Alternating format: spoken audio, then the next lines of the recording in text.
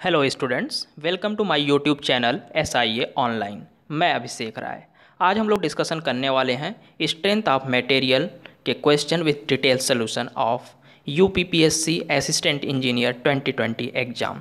ये पार्ट 2 है, जैसा कि पार्ट 1 हम डिस्कस कर चुके हैं।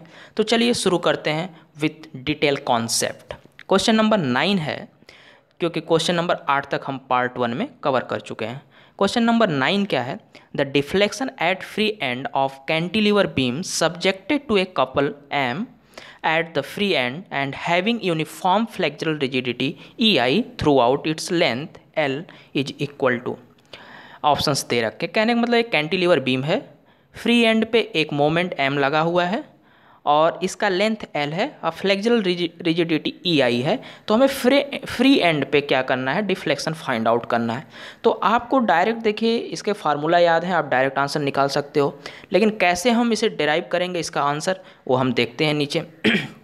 और फ्लेक्सुरल रिजिडिटी जो है EI है। जैसा कि मैंने आपको पहले भी बताया है, यदि एक्सियल रिजिडिटी की बात हो तो उसे हम बोलते हैं AE। ए क्या होता है? Cross sectional area. ई क्या होता है? Young modulus. And torsional rigidity की यदि हम बात करते हैं तो उसे लिखते हैं GJ। जी क्या होता है? Modulus of rigidity. एंड जे क्या होता है? Polar moment of inertia. तो ऐसा हम पिछले वीडियो में ये सब डिस्कस कर चुके हैं। चलिए हम इस क्वेश्चन पे चलते हैं, सोल्यूशन पे। जैसा कि आप देख सकते हैं ये हमारा कैंटिलीवर बीम है जो कि मोमेंट M से सब्जेक्टेड है और फ्लेक्सुरल रिजिडिटी EI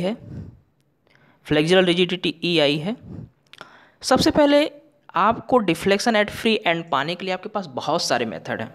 मैं कहता हूँ आप स्लोप एरिया मोमेंट मेथड से निकाल सकते हैं, कॉन्जुगेट बीम मेथड से निकाल सकते हैं, यूनिट लोड मेथड से निकाल सकते हैं, स्ट्रेन एनर्जी मेथड से निकाल सकते हैं। तो यानी आपके पास बहुत सारे मेथड हैं। चलिए मैं 2-3 मेथड से इसको सॉल्व करके बताऊंगा, क्योंकि हमारा यहाँ पर्पज सिर्फ सोल्यूशन फाइंड आउट नहीं करना बल्कि आपका एक कॉन्सेप्ट भी बिल्डअप करना। तो सबसे पहले हम कॉन्जुगेट बीम से निकालते हैं। और आपको पता है कॉन्जुगेट बीम में क्या होता है? जो लोडिंग होता है वो M/EI होता है। M का मतलब bending moment diagram divide by EI, उससे क्या बोलते हैं? लोडिंग। और जो फ्री एंड होता है वो फिक्स्ड बन जाता है, जो फिक्स्ड होता है वो फ्री एंड बन जाता है, जैसा कि आप इस देख सकते हैं। क्योंकि एक्चुअल बीम में क्या है? A फिक्स है, B फ्री है, तो यहाँ पे क्या हो जाएगा? B फिक्स और A फ्री। और जो इस कॉन्जुगेट बीम के लिए लोडिंग होगी वह M/EI। M/EI का मतलब बेंडिंग मोमेंट डायग्राम जो होता है उसको EI से डिवाइड कर देते हैं, जैसा कि आप जानते होंगे। ठीक है, अब हमें डिफ्लेक्शन एट B पाना था, मतलब एक्चुअल प्रॉब्लम में डिफ्लेक्शन एट पॉइंट B पाना था। और कॉन्जुगेट बीम मेथड में क्या होता है? यदि आपको एक्चुअल बीम में किसी भी पॉइंट पे डिफ्लेक्शन पाना है तो कॉन्जुगेट बीम में उसी पॉइंट पे आपको मोमेंट फाइंड आउट करना होगा, जैसा कि हमने डिस्कस किया है। और यदि एक्चुअल प्रॉब्लम में किसी पॉइंट पे आपको स्लोप पाना है तो कॉन्जुगेट बीम में उसी पॉइंट पे क्या पाना होगा? Shear force. चूँकि यहाँ डिफ्लेक्शन की बात हो रही है तो इसलिए हमें एक्चुअल कॉन्जुगेट बीम में हमें क्या होगा? उसी पॉइंट पे मोमेंट निकालना होगा। ठीक है। अब यानी पॉइंट B पे हमें मोमेंट की रिक्वायरमेंट है। किस डायग्राम से? इस डायग्राम से। ठीक, अब पॉइंट B पे क्या हो जाएगा मोमेंट? आइए देखते हैं। तो deflection at free end is equal to delta B बराबर bending moment at B in conjugate beam. चलिए अब ये लोडिंग कितनी होगी कॉन्जुगेट बीम में? तो हो जाएगा M/EI इंटू L, उसका एरिया। अब उस एरिया का B पॉइंट के अबाउट मोमेंट कितना होगा? तो चूंकि एरिया मिड पे लगेगा तो मोमेंट हो जाएगा के लिए L/2 से मल्टीप्लाइड कर दिया, तो आंसर क्या हो जाएगा? ML²/2EI। ML²/2EI। Option A is the correct answer. ठीक है, option A is the correct answer. ये तो आपने कॉन्जुगेट बीम मेथड से देख लिया। अब मैं आपको बताऊं सेकेंड मेथड है, स्ट्रेन एनर्जी मेथड का ही पार्ट होता है unit load method. Unit load method से भी निकाल सकते हैं। मेरा निकालने का पर्पज ये है ताकि आप लर्न कर लें, ताकि आपका कॉन्सेप्ट क्लेरिफाइड हो जाए। सॉल्यूशन तो मिल ही गया आपको।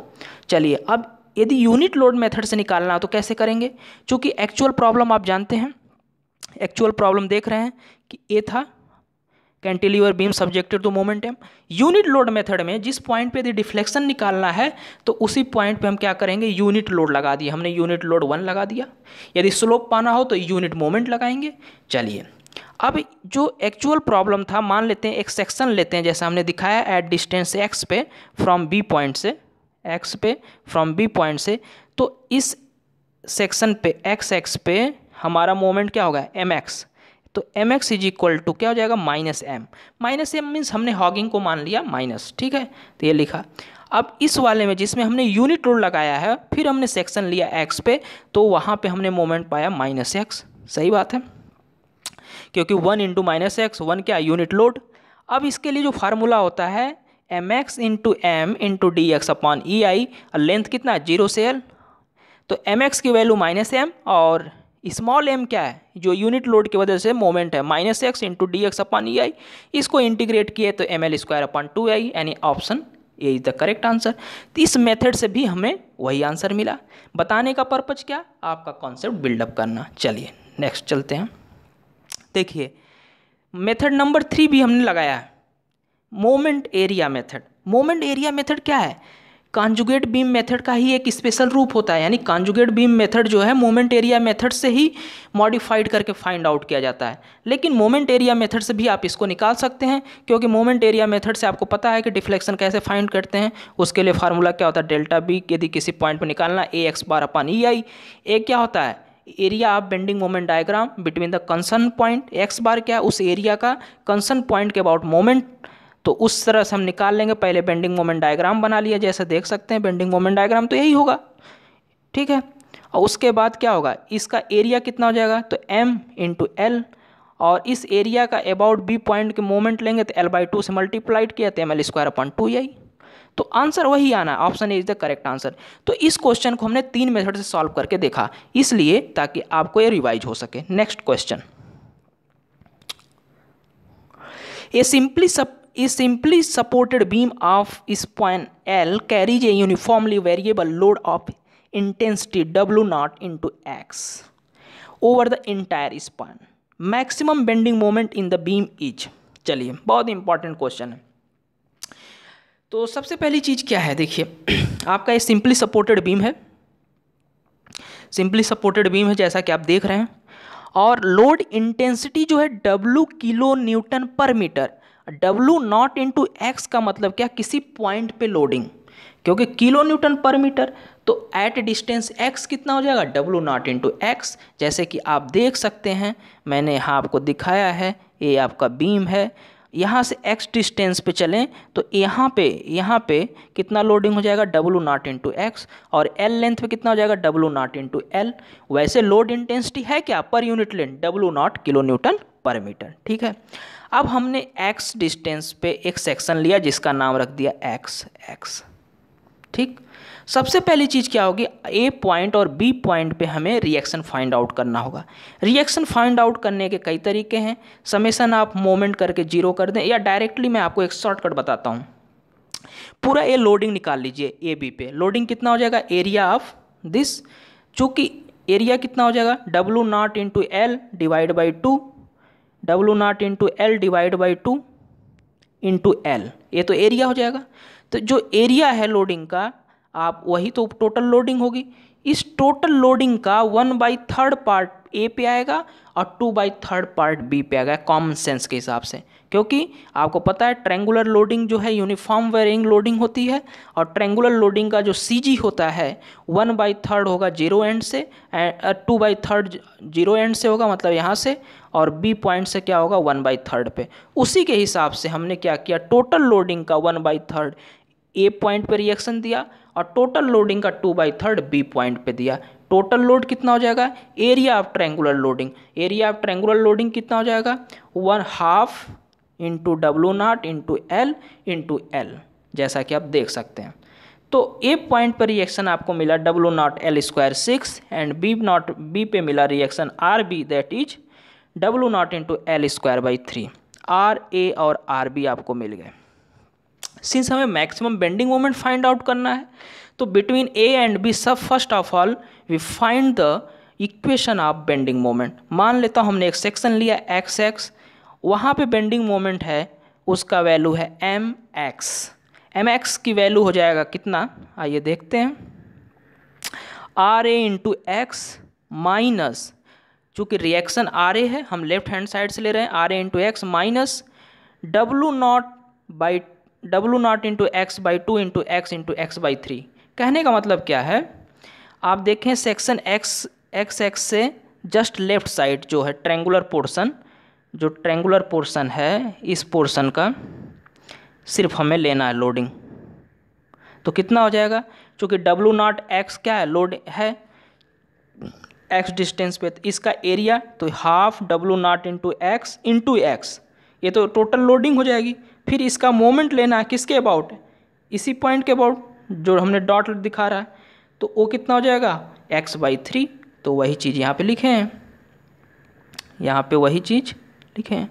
तो इसे सॉल्व करेंगे तो mx की वैल्यू आपका a हो जाएगी। अब ए मोमेंट मैक्सिमम होगा तो हम इसे कैसे फाइंड आउट करेंगे, बाय द डिफरेंशिएशन। तो dmx/dx हमने डिफरेंशिएट किया, डिफरेंशिएट करेंगे तो W0L²/6 - 3W0x²/6 is equal to 0। और इसे हमने सॉल्व किया तो हमें x की वैल्यू जो मिलेगी L/√3। तो आप हमेशा ये याद कर लें कि जब भी यूनिफॉर्म वेरिंग लोड होगा, सिंपली सपोर्टेड बीम है, तो x बराबर L/√3 पे क्या होगा, बेंडिंग मोमेंट मैक्सिमम होगा। और x कहाँ से मेजर किया जाएगा, 0 एंड ऑफ लोडिंग, 0 मतलब पॉइंट ए से यहाँ पे मेजर किए हैं। अब x बराबर L/√3 हम बेंडिंग मोमेंट इक्वेशन में ले आकर रख देंगे, तो जो बेंडिंग मोमेंट की वैल्यू आएगी वही आंसर हो जाएगा। तो हमने इस इक्वेशन में ले आकर रखा x बराबर L/√3 and after the solving we get the W0L³/9√3। तो अब चूंकि ऑप्शन देखिए, ऑप्शंस ऑब्जर्व करिए, ऑप्शंस में 27 नीचे है, तो इसका मतलब √3 से ऊपर नीचे मल्टीप्लाइड कर देंगे तो आपको आंसर मिल जाएगा W0L³ / 27। तो ऑप्शन बी क्या होगा, करेक्ट आंसर। ठीक है, next question. Now question number 11, the vertical support reaction RA and RB for the given beam is. आपके पास एक बीम दे रखा है जिस पे लोडिंग्स हैं, देख रहे हैं, और आपको बस रिएक्शन फाइंड आउट करना है। इजी प्रॉब्लम बट कैलकुलेशन है। चलिए आइए देखते हैं। देखिए सबसे पहले क्या चीज़ है, summation of vertical forces should be 0। हम करते हैं यूज करते हैं, तो इक्विलिब्रियम इक्वेशंस हम यूज करते हैं। जैसा कि पहले आप देखें, RA + RB should be 10 × 4 = 40 kilo newton. ठीक, summation of moment should be 0। हम अबाउट बी पॉइंट ले लेते हैं, तो अबाउट बी पॉइंट क्या हो जाएगा, RA × 10, रिएक्शन का यहाँ से 10 मीटर की डिस्टेंस है, माइनस यूडीएल का देखते हैं 10 × 4 × 8 + 45। हमने जो इस इक्वेशन को लिखने में कन्वेंशन फॉलो किया, क्लॉकवाइज पॉजिटिव ले लिया, एंटी क्लॉकवाइज नेगेटिव, जैसा कि यहाँ पे मेंशन है। तो आफ्टर दैट RA की वैल्यू हमें मिल गया 27.5 किलो न्यूटन। अब इस RA की वैल्यू ले आके इक्वेशन 1 में रख देते हैं, तो वहाँ से आपको क्या मिल जाएगा, RB बराबर 40 - 27.5 = 12.5 किलो न्यूटन। तो इस तरह से आपको RA और RB की वैल्यू मिल गई, तो यानी option D is the correct answer. Option D is the correct answer. ठीक है, next question, question number 12। A cylindrical boiler 1.5 meter diameter and made up of 10 mm thick plate is subjected to steam pressure of 2 Newton per mm square. The hoop tension and longitudinal stress will be. सबसे पहले बात ये है कि जो हमारा cylindrical boiler है उसका डायमीटर 1.5 मीटर दे रखा है, जो स्टीम प्रेशर वो 2 न्यूटन पर mm स्क्वायर है। तो सबसे पहले हमें ये इंश्योर करना पड़ेगा जो हमारा बॉयलर है वह थिक सिलेंडर है या थिन सिलेंडर है। तो इसके लिए एक प्रोविज़न है क्या, यदि थिकनेस अपॉन डायमीटर का रेशियो 1/20 से कम है तो वो क्या होता है, थिन सिलेंडर माना जाता है। तो T कितना है आपका 10 mm और डायमीटर 1.5 मीटर यानी 1500 mm। ठीक है, तो 1/150 आ गया, less than 1/20, that's why this is thin cylinder. अब थिन सिलेंडर है तो आपको पता है थिन सिलेंडर के लिए जो हुप स्ट्रेस होता है उसके लिए फार्मूला क्या होता है, PD/2T। PD क्या होता है, P क्या है steam pressure, D diameter, T क्या है थिकनेस। तो वैल्यू हमने पुट किया, आपको मिल गया 150 न्यूटन पर mm स्क्वायर। और लॉन्गिट्यूडनल स्ट्रेस क्या होता है, सिग्मा L PD/4T। तो यानी यदि 150 है तो वो उसका हाफ हो जाएगा PD/40, क्योंकि हुप स्ट्रेस PD/2T था और लॉन्गिट्यूडनल स्ट्रेस क्या PD/4T, यानी हाफ ऑफ हुप स्ट्रेस। चूँकि हुप स्ट्रेस इज 150 न्यूटन पर mm², तो लॉन्गिट्यूडनल स्ट्रेस कितना हो जाएगा 150 डिवाइड बाई 2, यानी 75 न्यूटन पर mm², जैसे कि आप देख सकते हैं। तो ऑप्शन क्या हो जाएगा, hoop stress 150, longitudinal stress 75 newton पर mm²। तो option A is the correct answer, option A is the correct answer, option A is the correct answer. Next question. अच्छा, फ्रॉम ऑब्जर्वेशन एक नोट लिखा है, it is clear that hoop stress is more critical than longitudinal stress. आपसे कभी भी पूछा जाए hoop stress और लॉन्गिट्यूडनल स्ट्रेस में कौन सा क्रिटिकल होता है, तो हुप स्ट्रेस होगा। चलिए एक आपको मज़ेदार की बात बताते हैं। आपके घरों में देखते होंगे आप, सिलेंडर होता है गैस सिलेंडर, तो गैस सिलेंडर की आपने वेल्डिंग ऑब्जर्व की है, ज़रा ऑब्जर्व करिएगा। उसे हम हॉरिजेंटली वेल्ड करते हैं, उसे वर्टिकली वेल्ड नहीं करते। ऐसा क्यों, कभी सोचा है? अच्छा, जो वेल्डिंग होती है ना, उसे सबमर्ज्ड आर्क वेल्डिंग बोलते हैं, आपके इन्फॉर्मेशन के लिए बता रहा हूँ। तो जो सिलेंडर होता है वो हॉरिजेंटल वेल्डिंग होती है। कहने का मतलब ये है, देखिए आप इस तरह एक सिलेंडर ऐसे है,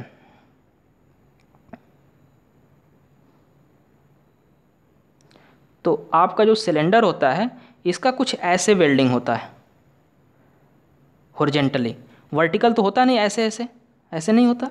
इसका कारण क्या है? इसका कारण माय डियर स्टूडेंट यही है, हुप स्ट्रेस और लॉन्गिट्यूडनल स्ट्रेस।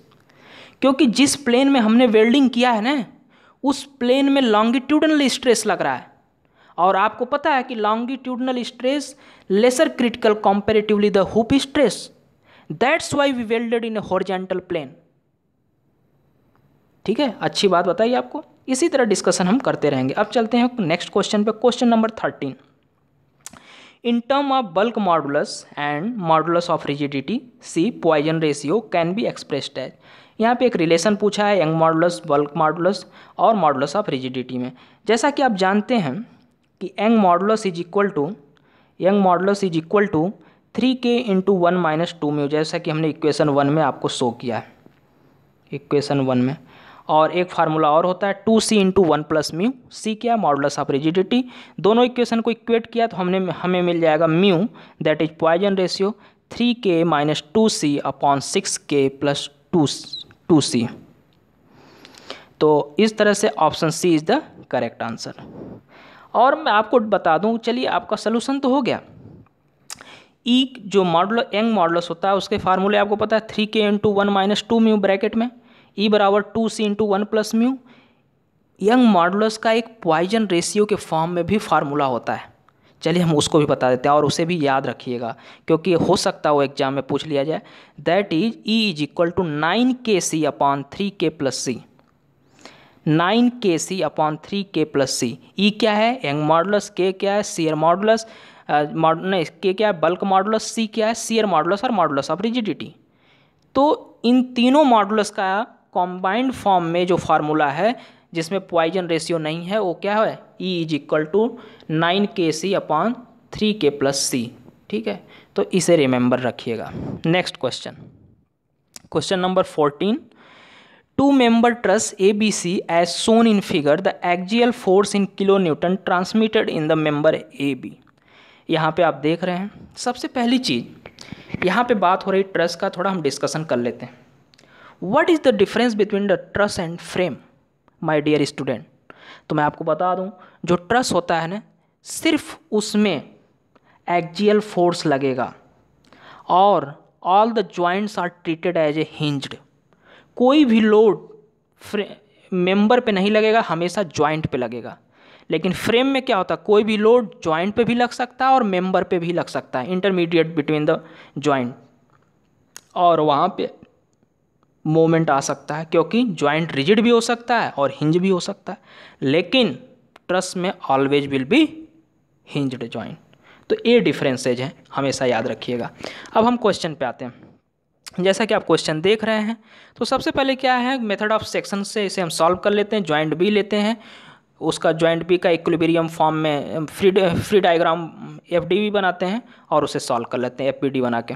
चलिए जॉइंट बी हमने यहाँ पे ले लिया और हमने मान लिया मेंबर ए बी और बी सी में टेंसाइल फोर्स लग रहा है। हमने एज्यूम कर लिया जो भी आना होगा वो आएगा।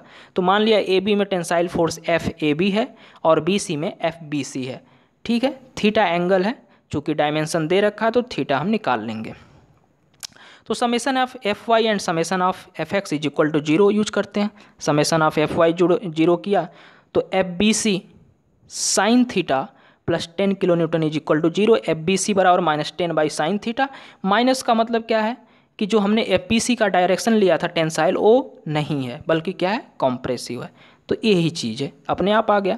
Next summation of X should be 0। तो यहाँ पे हमने क्या किया, F A B plus F B C का हॉरिजॉन्टल में कंपोनेंट लेंगे तो F B C cos theta आएगा।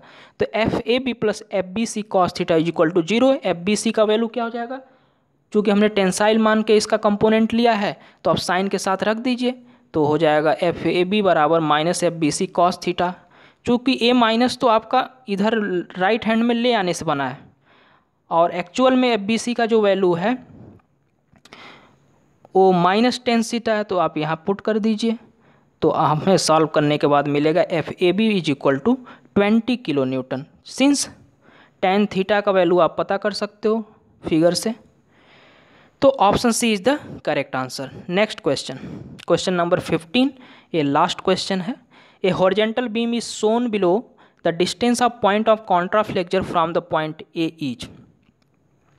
पॉइंट ए से इस पॉइंट पे हमें कॉन्ट्राफ्लेक्चर निकालना। पॉइंट ए आपका ये है, ठीक है, ए पॉइंट बी है एंड ए पॉइंट सी। तो सबसे पहले क्या करना है, यहाँ पे देखिए क्वेश्चन में आर बी रिएक्शन की वैल्यू 16 किलो न्यूटन मेंशन है। ए पे सबसे पहले हम मोमेंट निकाल लेते हैं, ठीक है, उसके बाद इसे हम सॉल्व कर लेंगे। चलिए देखते हैं। हमने मान लिया जो ए पॉइंट पे मोमेंट हो क्लॉकवाइज डायरेक्शन में एम ए है, ठीक है, हो सकता है एंटी क्लॉकवाइज भी आप लगा लो, कोई दिक्कत नहीं। हमने मान लिया क्लॉकवाइज। अब हमें क्या करना है, एम ए अच्छा प्लस 10 इंटू 2, 10 इंटू 2 क्या है, मतलब समेसन ऑफ मोमेंट हमने लिया ए पॉइंट के अबाउट 0 किया है। तो ए पॉइंट के अबाउट आप 0 किए हैं, तो चूँकि ए पॉइंट पे क्या है मोमेंट एम ए है क्लॉकवाइज डायरेक्शन, तो क्लॉकवाइज डायरेक्शन हमने लिखा है M A plus 10 into 2, 10 into 2, क्योंकि 10 किलो न्यूटन लोड का मोमेंट जो होगा वो भी क्लॉकवाइज होगा अबाउट द ए, सही बात है, तो इसीलिए प्लस 10 इंटू 2। चूँकि 16 किलो न्यूटन जो आर बी रिएक्शन वो एंटी क्लॉकवाइज डायरेक्शन में हो जाएगा, तो -16 इंटू 1.5 इज इक्वल टू 0। यहाँ से एम ए की वैल्यू निकल गई कितना, 4 किलो न्यूटन मीटर, ठीक है। अब हम आर ए की वैल्यू निकाल सकते हैं, कैसे, चूँकि आर बी बराबर 16 kilo newton, load acting downward is 10 kilo Newton, तो आर ए कितना हो जाएगा 6 किलो न्यूटन डाउनवर्ड डायरेक्शन, जैसा कि आप देख सकते हैं।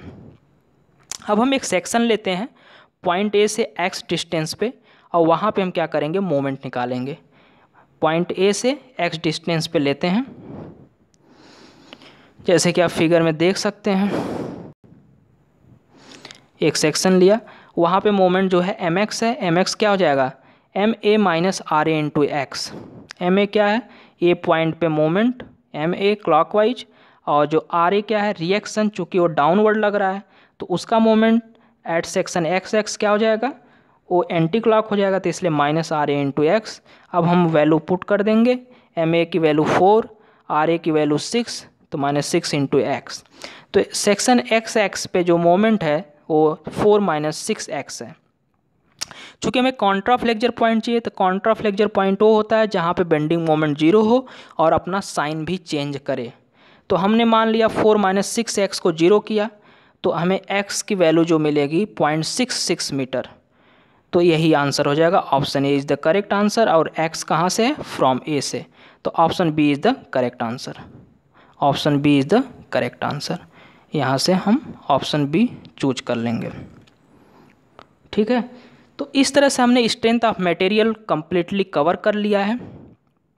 हम दूसरा सब्जेक्ट नेक्स्ट वीडियो करेंगे, क्योंकि हम इसको सब्जेक्ट वाइज क्वेश्चन को कैटेगराइज करके डिस्कस करेंगे, ठीक है। मेहनत करते रहिए, पढ़ते रहिए, धन्यवाद।